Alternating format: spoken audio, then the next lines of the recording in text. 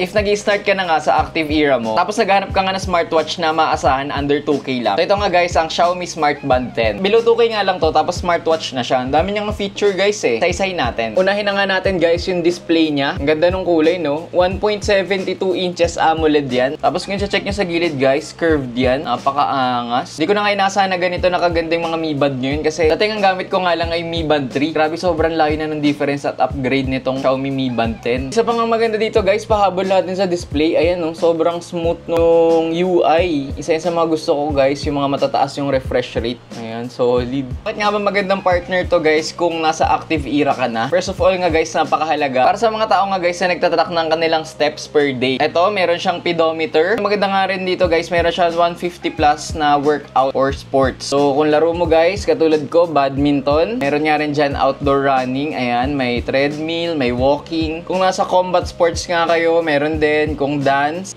ayan, yung ba nagzuzumba, diba? So, pwede nyo rin tong gamitin. Bago kayo mag-start, pipindutin nyo lang to. Ayan, tapos go. Matatrack nga nyan, guys, yung heart rate nyo, tsaka yung calories nyo na nababurn habang nag-workout kayo, diba? Goods na goods. Kesa nanguhula ka kung ilan yung calories mo, at least meron kang rough estimation. And then, additional, guys, pag active tayo, hindi naman pwedeng puro workout lang, diba? Kailangan din natin ng proper rest. Meron din tong tracker, guys, ng sleep. So, may kita nyo dyan, ilan yung deep sleep nyo, ilang beses kayo nagigising sa gabi. Para sa ganito kaliit, ang dami ng nagagawa. Pero hindi nga lang yun. Dahil nga smartwatch siya guys, pwede nyo tong i-connect sa phone nyo. Tapos lalabas dito guys yung notification nyo. Kunyari may nag-chat sa inyo sa messenger, may nag-text, may tumatawag, lalabas yan dito. Katulad nga ng ibang smartwatch, meron nga yan mga application, yung weather, meron din calendar, ang alarm. Para sa less than 2K nga na smartwatch or band, ang dami niya na feature, diba? Gusto nga to guys subukan sa badminton and ko-compare natin siya side by side dito sa Garmin. Tara, samahan nyo ako sa court. Ito na nga guys, dito tayo ngayon sa court. Gagamitin natin sa badminton, side by side dito sa Garmin natin. Compare natin guys kung accurate ba yung calorie tracking niya tsaka yung step tracking.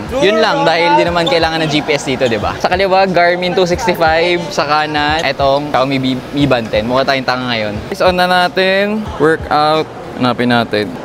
So ito guys, badminton. Go! And then on din natin sa Garmin.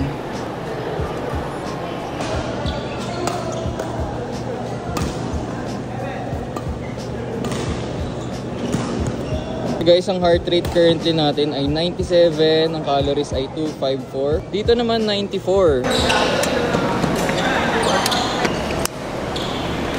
End na tayo, 2 games lang tayo ngayon. Calories daw na na-burn natin ay 504. And then dito naman guys sa Garmin, 306 naman. May difference sila na 200 calories. For me, gagawin nyo lang talagang guide tong band. Lalo kung nagsisimula pa lang kayo sa fitness journey nyo. So overall nga guys, kung kailangan nyo ng makaka-partner na watch, pero on a budget kayo, less than 2K lang, pwede nyo na nga i-consider guys itong Xiaomi Mi Band 10. Sa ganitong active era kasi, napakahalaga guys na natatrack yung sleep nyo. Yun, number 1 sa akin yun. Then, natatrack yung steps nyo, tsaka yung calorie burn nyo, diba? Para hindi kayo nanguhula. At maganda nga meron kayong mga nakikitang data kapag nag-workout kayo. So, sa mga curious, bagong-bago to guys, saan nga ba makakabili nito? Meron yan sa yellow basket ko, ilagay ko na lang dyan. At kung di nyo nga makita, lagay ko na lang yung link sa first comment.